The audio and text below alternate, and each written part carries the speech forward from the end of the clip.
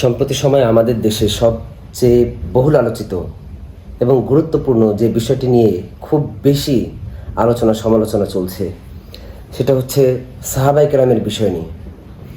সাহাবায়ে কেরাম আসলে মেয়ারে হক কিনা, এই বিষয়টা নিয়ে দীর্ঘ 1400 বছর পরে এসে আলোচনা করার তেমন কোনো মানে আছে কিনা আমার মনে হয় না। যারা সমালোচনা করছেন তাদের উদ্দেশ্যে মূলত আজকের এই ভিডিওটা বানানো।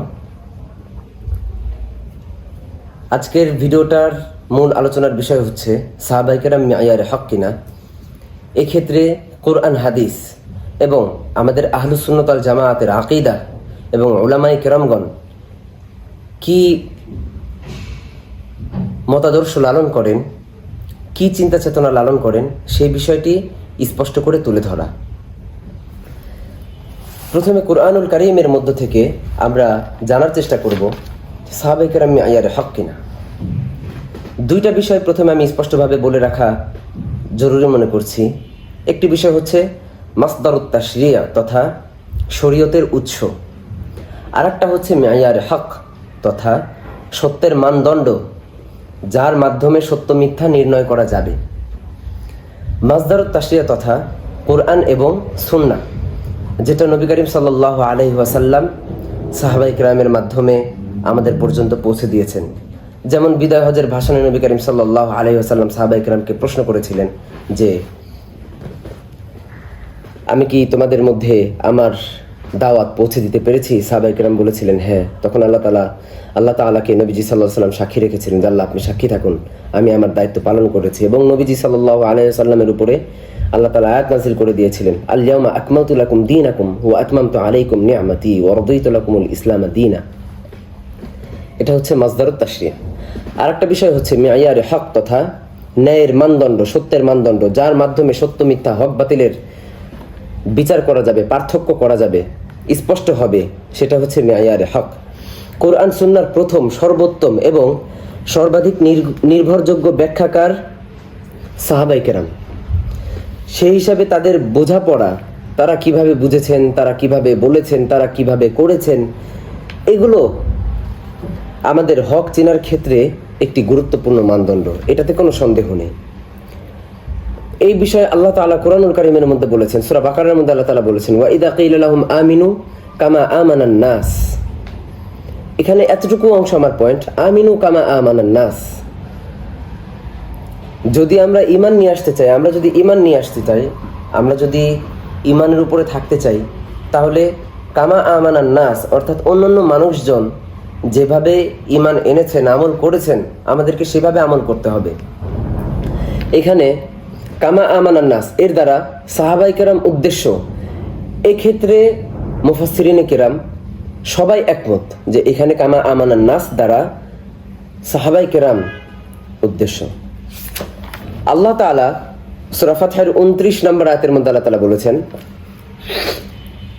মুহাম্মাদুর রাসূলুল্লাহ ওয়াল্লাযীনা মাআহু আশিদ্দাউ আলাল কুফারি রুহামাউ বাইনাহুম তারাহুম রুকআন সুজদান ইয়াবতাগুনা ফাদলান মিনাল্লাহি ওয়া রিদওয়ানা সীমাহুম ফি উজুহিহিম মিন আথারিস সুজুদ। মাঝখানে একটা কথা আমি বলে রাখবো, সেটা হচ্ছে সাহাবায়ে কেরাম মেয়ারে হক এটা শুধুমাত্র আমাদের কোরআনুল কারীম দ্বারাই নয়, বরং এক অর্থে তাওরাত এবং ইনজিল দ্বারাও প্রমাণিত। যেমন আল্লাহ তাআলা বলেছেন যালিকা মাসালুহুম ফিত তাওরাত ওয়া মাসালুহুম ফিল ইনজিল। সাহাবায়ে কেরামের এই দৃষ্টান্তগুলো, এই মিসালগুলো, এই নিদর্শনগুলো তাওরাত এবং ইনজিলের মধ্যেও রয়েছে। আল্লাহ তাআলা সূরা তাওবার মধ্যে 100 নম্বর আয়াতের মধ্যে বলেছেন ওয়াস-সাবিকুনাল আউয়ালুনা মিনাল মুহাজিরিন ওয়াস-সাবিকুনাল আউয়ালুনা মিনাল মুহাজিরিন ওয়াল আনসার ওয়াল্লাযীনা ইত্তাবাউহুম বিইহসান রাদিয়াল্লাহু আনহুম ওয়া রাদু আনহু ওয়া আ'আদ্দা লাহুম জান্নাতিন তাজরি তাহতাহাল আনহারু খালিদিনা ফিহা যালিকাল ফাওজুল আযীম। সাহাবায়ে কেরামের ঈমান নিয়ে আসা, তাদের আমল করা এবং তাদের সফল হওয়া, এটাকে আল্লাহ তাআলা ফাওজুল আযীম বলে উল্লেখ করেছেন। আল্লাহ তাআলা বলেছেন ওয়া উলাইকা হুমুল মুফলিহুন। এখানে আল্লাহ তাআলা বলেছেন সাহাবায়ে কেরাম তারা সফল। সাহাবায়ে কেরামদের এই বিষয়গুলোকে সফলতা হিসেবে উল্লেখ করা হয়েছে। এখন আমরা হাদিসের দৃষ্টিকোণ থেকে দেখব মুহাদ্দিসিনে কেরাম সাহাবায়ে কেরামদের বিষয়ে কি কি হাদিস এনেছেন, কি কি বক্তব্য দিয়েছেন। আমরা প্রথমে ইমাম বুখারী রহমতুল্লাহ আলাইহির নিকট থেকে হাদিসটি আমরা দেখার চেষ্টা করব। ইমাম বুখারী রহমতুল্লাহ আলাইহি তার সহিহ বুখারীর মধ্যে, এখন আমার কাছে যেই নুসখাটি আছে, যেই কপিটি আছে, এটা দারুল হাদিস কাহেরা মিশর থেকে প্রকাশিত। ইমাম বুখারী রহমতুল্লাহ আলাইহি এখানে ফাযাইলুস সাহাবা এর মধ্যে কিছু হাদিস এনেছেন। ইমাম বুখারী রহমতুল্লাহ আলাইহি কিতাবু ফাযাইলুস সাহাবা, কিতাবু ফাযাইল আসহাবিন নবী সাল্লাল্লাহু আলাইহি ওয়াসাল্লামের মধ্যে একটি হাদিস এনেছেন, 3673 নম্বর হাদিস। وبه قال حدثنا آدم بن أبي إياس قال حدثنا شعبة عن الأعمش قال سمعت ذكوان يحدث عن أبي سعيد الخدري رضي الله عنه قال قال النبي صلى الله عليه وسلم لا تسبوا أصحابي। ইমাম বুখারী রাহমাতুল্লাহ হাদিস এনেছেন, নবীজি বলেন লা তাসুব্বু আসহাবি, তোমরা আমার সাহাবায়ে কেরামকে গালিগালাজ করো না। এই এতটুকু অংশ থেকে বোঝা যায় সাহাবায়ে কেরামের গুরুত্ব কত অপরিসীম। বর্তমান সময়ে যারা সাহাবায়ে কেরামদের বিভিন্ন দোষ নিয়ে, অনেক সাহাবার নানান ধরনের দোষ নিয়ে, অমুক সাহাবী জিনা করেছেন, অমুক সাহাবী এটা করেছেন, এত জঘন্য এই যে দোষ চর্চা করা, যেখানে সাধারণ মানুষের বিষয়ে নবীজি হাদিস বলেছেন যে দারুল মাইয়িত, তোমরা মৃত ব্যক্তির আলোচনা সমালোচনা এগুলো ছেড়ে দাও, এগুলো বাদ দাও। সেখানে সাহাবায়ে কেরামকে এইভাবে গালিগালাজ করা, দোষারোপ করা, দোষ চর্চা করা, এটা কতটা জঘন্য অপরাধ হতে পারে এই হাদিসটা থেকে বোঝা যাচ্ছে। নবীজি বলেন ফালাউ আন্না আহাদাকুম আনফাকা মিথলা উহুদিন যাহাবা মা বালাগা মুদ্দা আহাদিহিম ওয়ালা নাসিফা, তোমাদের কেউ যদি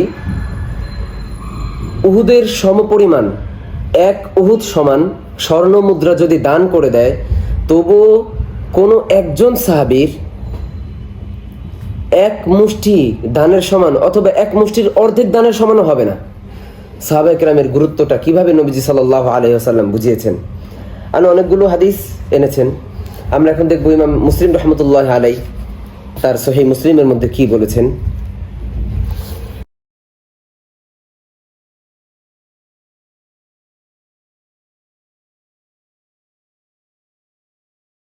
এখন আমার কাছে মুসলিম শরীফ যেই নুসখাটি আমার কাছে রয়েছে, এটা রিসালা পাবলিশার্সের রিসালা প্রকাশনী। এটার হাদিস নাম্বার 6466, সফহা নাম্বার 1055। হাদিসটি অনেক বড়, শুধুমাত্র হাদিসের সনদ এবং হাদিসের মূল যে অংশটা আমার উদ্দেশ্য সেটা আমি পড়ব। হাদিসের সনদটা হচ্ছে অবিহি قال حدثنا أبو بكر بن أبي شيبة وإسحاق بن إبراهيم وعبد الله بن عمر بن آبان كلهم عن حسين قال أبو بكر قال حدثنا حسين بن علي الجعفي عن مجمع بن يحيى عن سعيد بن أبي بردة عن أبي بردة عن أبيه قال صلينا المغرب مع رسول الله صلى الله عليه وسلم। অনেক লম্বা হাদিস। সাহাবী বলেন যে আমরা নবী করিম সাল্লাল্লাহু আলাইহি ওয়াসাল্লামের সাথে মাগরিবের নামাজ আদায় করলাম। তো একটা সময় গিয়ে নবীজি সাল্লাল্লাহু আলাইহি ওয়াসাল্লাম বললেন আন-নুজুমু আমানাতুন লিস-সামা, এই বিশাল আকাশের জন্য তারকাগুলো হচ্ছে আমানত স্বরূপ। ফাইদা যাহাবাতিন নুজুম আতাস-সামাআ মা তুআদ ওয়া আনা আমানাতুন লিআসহাবি, আর আমি আমার সাহাবায়ে কেরামের আমানত। ফাইদা যাহাবতু আতা আসহাবি মা ইউআদুন ওয়া আসহাবি আমানাতুন লিউম্মতি, এটা হচ্ছে আমার মূল উদ্দেশ্য। আমার সাহাবায়ে কেরাম হচ্ছে আমার উম্মতের জন্য আমানত স্বরূপ। সুতরাং যারা আমাদের আমানত ছিলেন,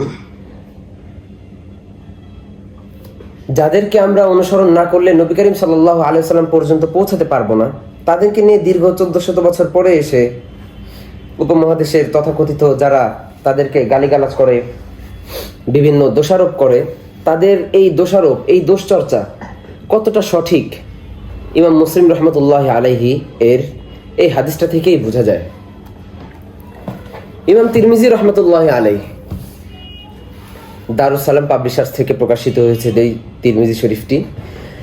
সেই সুনান তিরমিজির মধ্যে ইমাম তিরমিজি রহমতুল্লাহ আলাইহি বলেছেন 3862 নম্বর হাদিসের মধ্যে তিরমিজি রাহিমাহুল্লাহ বলেছেন, এবং যেটা আমাদের জুমার দিনের খুতবার মধ্যে খতিব সাহেবগণ বলে থাকেন, এবং জামাতে ইসলামীর অনেক খতিব সাহেবগণও যেই হাদিসটা বলে থাকেন, আল্লাহ ফি আসহাবি লা তাত্তাখিদুহুম গরদাম মিন বাদি ফামান হাব্বাহুম ফাবিহুব্বি আহাব্বাহুম ওয়ামান আবগাদাহুম ফাবিবুগদি আবগাদাহুম।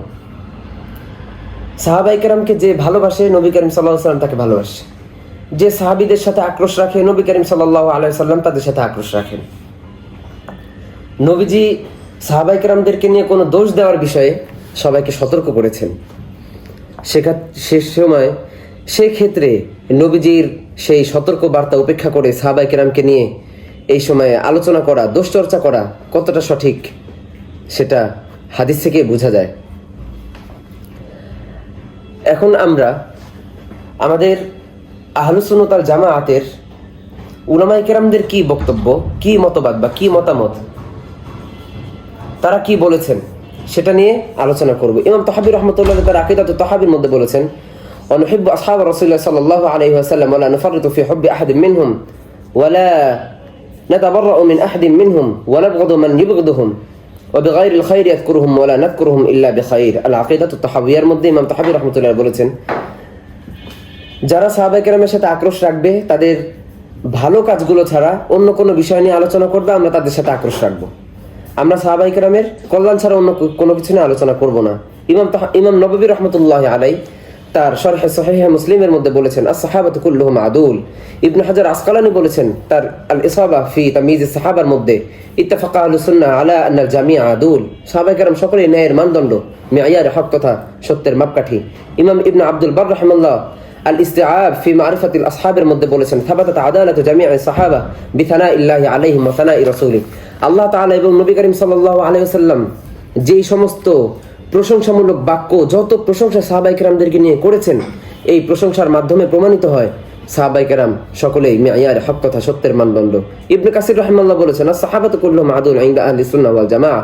ইবনে কাসির রাহিমাহুল্লাহ সাহাবায়ে কেরাম সকলেই আদুল, সকলেই ন্যায়ের মানদণ্ড, মিআয়ার হক সত্যের মানদণ্ড আহলুস সুন্নাত ওয়াল জামাআতের উলামায়ে কেরামের কাছে, এবং এটাই আহলুস সুন্নাত ওয়াল জামাআতের একনিষ্ঠ আকীদা। এটার উপরে পালন করা, এটাকে বিশ্বাস করা আমাদের সকলের উপরে ফরজুন আলাল ফরজ। সুতরাং এই আলোচনা থেকে বোঝা গেল যে সাহাবায়ে কেরাম মিআয়ারে হক কিনা। যারা বর্তমান সময়ে সাহাবায়ে কেরামদের বিষয়গুলো নিয়ে আপত্তি করছেন, আশা করি তারা তাদের ভুল ধারণা থেকে ইনশাল্লাহ ফিরে আসবেন, নিজেদেরকে নবী করিম সাল্লাল্লাহু আলাইহি ওয়াসাল্লামের ক্রোধের শিকার বানাবেন না। আল্লাহ তাআলা আমাদের সবাইকে বুঝার আমল করার তৌফিক দান করুক। আমিন।